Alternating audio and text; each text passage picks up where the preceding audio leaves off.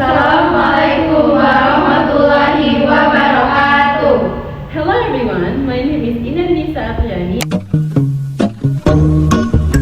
and my friends. My name is Afifa Farasmita. My name is Aisyah Zulflo. My name is Selvi Syakira Riyadi. My name is Alia Latifa. My name is Keisha Nabila. My name is Dede Putri. We are here in order to fulfill the international law assignment about regional organization, or more specifically about ASEAN.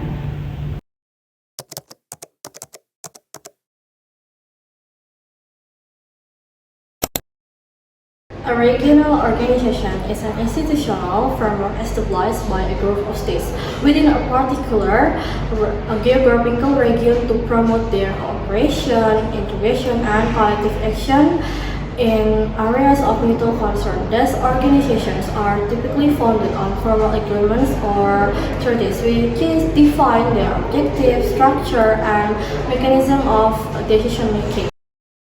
The primary rationale for the establishment of regional organization lies in the recognition that states sharing geographic proximity often face common challenges and opportunities, such as security threats, economic interdependence, environmental concerns, and cultural ties. By acting collectively, member states seek to exchange their bargaining power, foster stability, and achieve goals that might be difficult to pursue unilaterally. Number 1. ASEAN, established on 8 August 1967 in Bangkok, Thailand. Number 2. The European Union, established through the Maastricht Treaty in 1992. Number 3. African Union, established on 26 May 2001 in Addis Ababa, Ethiopia. Number 4. The Asia-Pacific Economic Cooperation, or APEC, established in 1989 in Canberra, Australia. And now the question is, when was ASEAN was formed? ASEAN, or known as Association of Southeast Asian Nations, was formed in August 8, 1967 by 5 founding nations, which is Indonesia, Thailand, Philippines, Singapore, and Malaysia. Those nations signed the ASEAN Declaration, or known as Bangkok Declaration, in Bangkok, Thailand. And now ASEAN expanded its members, including Brunei, Laos, Myanmar, Vietnam, and Cambodia. The main reason ASEAN was formed was driven by a desire for stability and economic growth. And at that time, those nations realized that collaboration is needed to face internal and external challenges. ASEAN then adopted a non-interference principle, which allowed the members to engage constructively while respecting each other's sovereignty. The ASEAN Declaration states that the aims and purpose of ASEAN are: first, to accelerate economic growth, social progress, and cultural development in the region. Second, to promote regional peace and stability through abiding respect for justice and the rule of law in the relationship among countries in the region. First, ASEAN Summit. Second, ASEAN Coordinating Council, or ACC. Third, ASEAN Community Council. Fourth, ASEAN Sectoral Ministerial Bodies. Fifth, ASEAN Senior Officials Meeting. Sixth, Committees of Permanent Representative. 7th, ASEAN Secretariat. 8th, National Secretariat. 9th, ASEAN Intergovernmental Commission on Human Rights. First, regional policy coordination. Second, legitimate external relation. Third, legal legitimacy and protection. And last, stabilization and dispute settlement. The ASEAN Recognition Basis consists of 2 documents that declare the existence of ASEAN. The first one is ASEAN Charter 2007, Article 3, Legal Personality of ASEAN.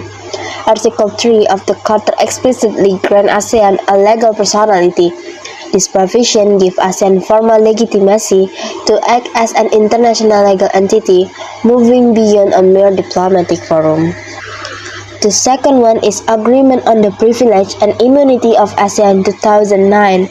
This agreement reinforced ASEAN recognition by granting privilege and immunities to the organization its officially and property. Such protection ensure that ASEAN can perform its international function effectively.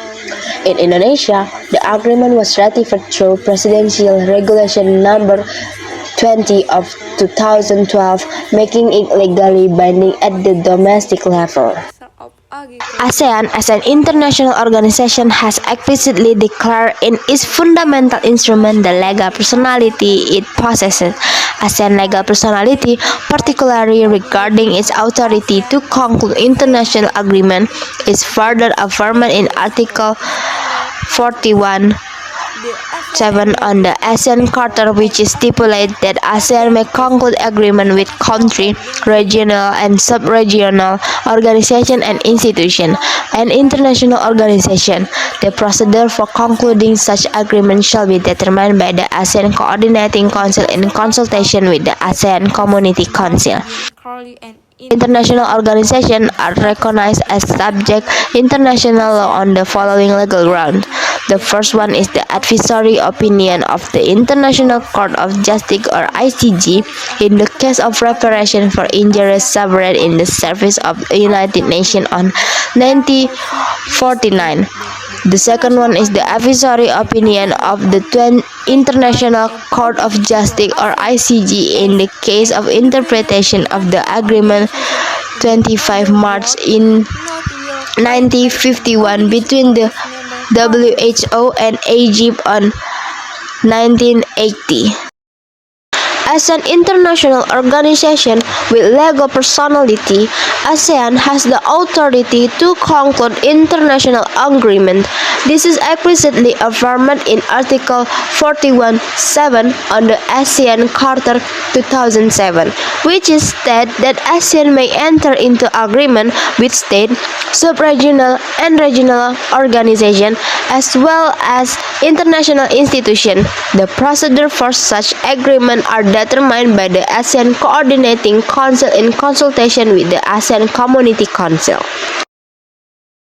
The formal mandate to sign agreement is generally entrusted to the ASEAN Secretary General, acting for and on behalf of ASEAN as an international organization.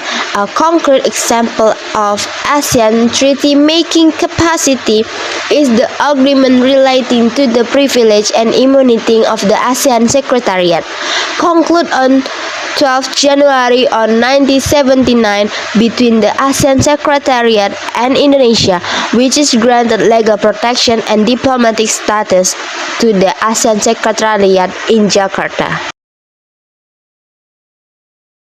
First promotion of peace known through Treaty of Amity and Cooperation in Southeast Asia or TAC 1976. Second, ASEAN as a geopolitical stabilizer, and the last, contribution to global security issues.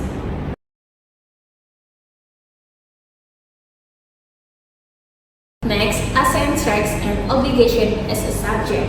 First, right to enter international agreements with non-member states. Second, organization activities are immune from jurisdiction of states court. Third, protection of organizational agents. And fourth, right to bring international claim to obtain reparation for any damage caused by its member or by third states member to organization assets. ASEAN Treaty Making Power. ASEAN is a collective member means ASEAN is only a forum which overshadows its members. All decisions remain in the hands of its members.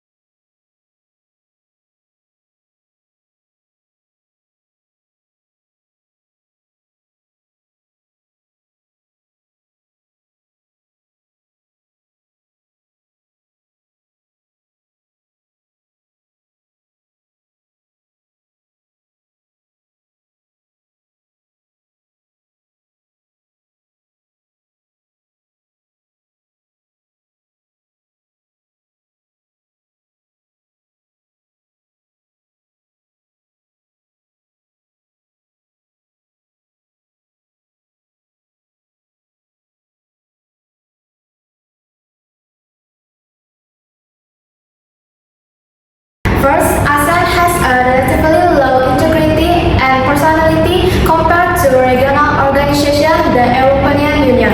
Second, the very strict principle of non-intervention.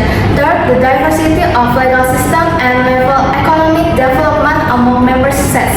Fourth, issue of state sovereignty remain very sensitive within ASEAN. Fifth, the dispute settlement mechanism in ASEAN. Sixth, the ASEAN Way. Sample case 1 is where ASEAN acts as a mediator in Sipadan and Ligitan case, even though the final outcome of this dispute is held and resolved by the International Court of Justice. ASEAN was not directly involved in the legal settlement of the dispute.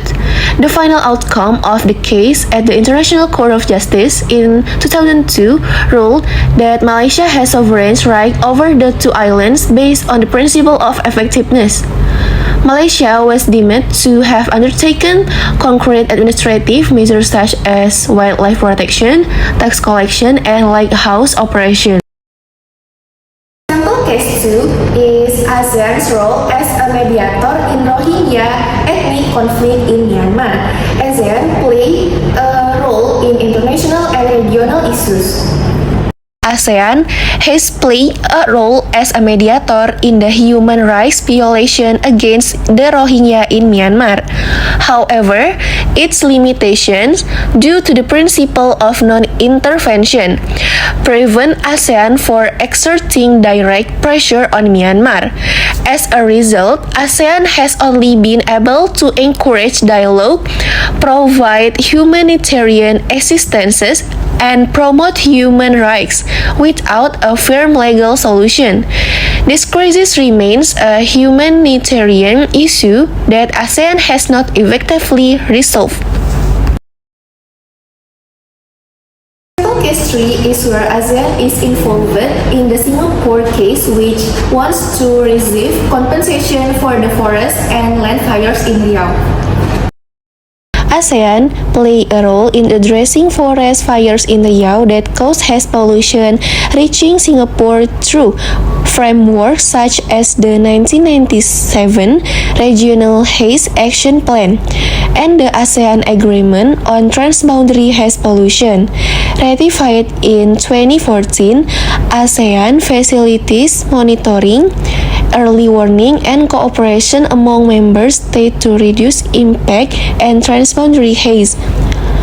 As a result, forest fires in Indonesia, particularly in Riau, have shown a decrease in burned land area since the implementation of these agreements, although law enforcement challenges remain. ASEAN legal personality is explicitly stated in ASEAN Charter 2007, Article 3. ASEAN as a legal subject means that it has obligations such as regional policy coordination and stabilization and dispute settlement. ASEAN also has rights such as right to make an agreement, right to be immune from international jurisdiction for acts and activities performed by ASEAN as an organization.